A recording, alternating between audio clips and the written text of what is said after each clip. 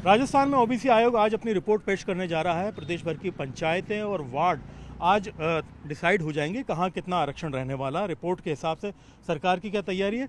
राजस्थान सरकार में मंत्री कन्हैयालाल चौधरी हमारे साथ में मौजूद है, बातचीत करते हैं। सर, बहुत इंतजार था और विपक्ष की तरफ से काफ़ी आरोप थे, आज फाइनली रिपोर्ट पेश हो रही है, कैसा लग रहा है और क्या तैयारियाँ इसके बाद रहने वाली हैं? जनता के इस लोकतंत्र में गांव की जनता का कैसे सरकार बने, सबसे जो ओरिजिनल जो सरकार नीचे बेस पे कैसे जाए, इसके लिए हमारी सरकार शुरू से ही चाहती थी कि जिनका जितना प्रतिनिधित्व उसको पूरा हक मिलना चाहिए। ओबीसी आयोग का रिपोर्ट बनाना और इसको जारी करने के लिए जितनी मेहनत करनी पड़ी है, मैं उनको भी धन्यवाद देना चाहता हूँ। और अब हमारा मकसद है कि जितना जितना प्रतिनिधित्व जिसको मिलना चाहिए उसको पूरा हक मिले और बहुत जल्दी जो रिपोर्ट को के आधार पे हम उसका आरक्षण तय करेंगे। करने के बाद में हमारी सरकार ने तय कर लिया कि 15 नवंबर से पहले हम नगरीय चुनाव और पंचायत राज चुनाव सारे हम कराएंगे, जिससे गाँव की सरकार, शहरों की सरकार जो छोटे से छोटी चीज़ों के लिए काफ़ी समय से जो इंतजार कर रहे थे वो पूरी हो। और इसके लिए मैं धन्यवाद देना चाहता हूँ हमारे यशस्वी मुख्यमंत्री भजन लाल जी, जिन्होंने समय जरूर लगा, बाकी वन स्टेट वन इलेक्शन की जो हमने बजट में घोषणा की थी वो भी पूरी होने जा रही है।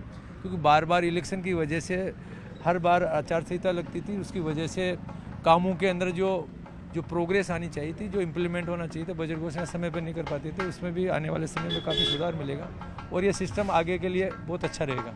सब एक तरह से आप मतलब बड़ा सेंट्रलाइज सिस्टम कर रहे हैं जिसमें सभी पंचायतें और सभी वार्ड आ गए हैं। मतलब कहीं ना कहीं कोशिश यही थी कि वन स्टेट वन इलेक्शन की तरफ लेकर के आया जाए, चाहे ओबीसी आयोग की रिपोर्ट ही थोड़ी डिले हुई हो या बाकी चीज़ों की वजह से ही डिनाई किया हो। है कि रिपोर्ट के अंदर लोगों को जितना ओबीसी में उनको पूरा प्रतिनिधित्व मिले, वो भी एक मकसद था। साथ ही हमारा मकसद ये भी था कि वन स्टेट वन इलेक्शन होना ही चाहिए, जो सरकार के पैसे भी बचाना है और जनता का समय पे कामों की जो गति मिलनी वो भी मिले। और यही उद्देश्य आज हमारे देश के यशस्वी प्रधानमंत्री जी मोदी जी का कि वन नेशन वन इलेक्शन हो, उसके ऊपर भी केंद्र सरकार काम कर रही है और होना ही चाहिए ना।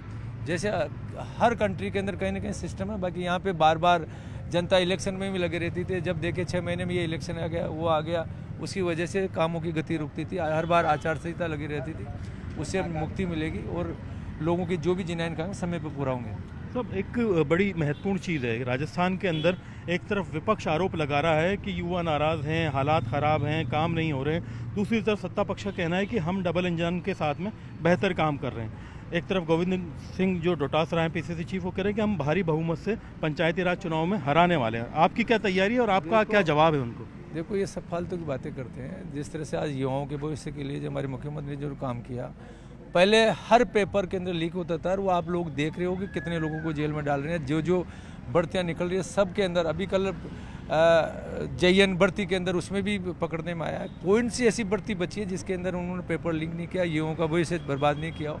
आज जो भी भर्तियाँ हुई है सबके अंदर पारदर्शिता से हुई है। और सबसे बड़ी चीज़ है कि उन्होंने जो 5 साल के अंदर जितने युवाओं को नौकरी दी, जितना रोजगार दिया सरकारी, उससे ज़्यादा तो हम इन 2.5 साल में दे चुके हैं। और आने वाले समय के अंदर किस तरह से युवा तैयारी करे, उसके लिए भर्ती का कैलेंडर जारी किया है। और बहुत सी भर्तियाँ जो हमने लक्ष्य लिया कि 4 लाख सरकारी नौकरी और लगभग 6 लाख से ज़्यादा प्रत्यक्ष रूप से प्राइवेट सेक्टर के अंदर जो नौकरी देना, उसके हम लक्ष्य की तरफ बढ़ रहे हैं और 100% लक्ष्य को हम पूरा करेंगे। युवाओं के भविष्य के साथ किसी भी कीमत को कुठाराघात नहीं होने देंगे। युवा ही आज ये देश का भविष्य है और हर तरीके से हमारी सरकार चाहती है कि युवाओं के साथ साथ किसानों से लेके हर वर्ग का भला हो, महिलाओं का भला हो, सब चीज़ों पे हमारी डबल इंजन की सरकार काम कर रही है। सत्ता पक्ष के ऊपर एक तरफ आरोप लगाते हैं, दूसरी तरफ एक स्थिति जो है आला कमान विवाद को लेकर के है। जो आला कमान हैं उनको लेकर के शांति धारीवाल कहते हैं कि गहलोत ही हैं राजस्थान में। देखो, उनकी वो जाने, उनके अंदर आपस में बहुत से विवाद है, चाहे गहलोत साहब का हो, चाहे पायलट साहब का हो, चाहे डोटासरा जी, आपस के अंदर वो खिंच रहे हैं। वो मुंगेरी लाल के सपने देख रहे हैं कि पहले एडवांस दे के, बाकी उनको कुछ मिलने वाला नहीं है। और ये रिजल्ट जब हमारे इलेक्शन के आएंगे 15 नवंबर के बाद में, तो पता लग जाएगा कि राजस्थान के अंदर किस तरह से भारतीय जनता पार्टी ने काम किया, सारा सामने आ जाएगा। जी बिल्कुल, बहुत बहुत शुक्रिया आपका। तो आप हैं कन्हैयालाल चौधरी।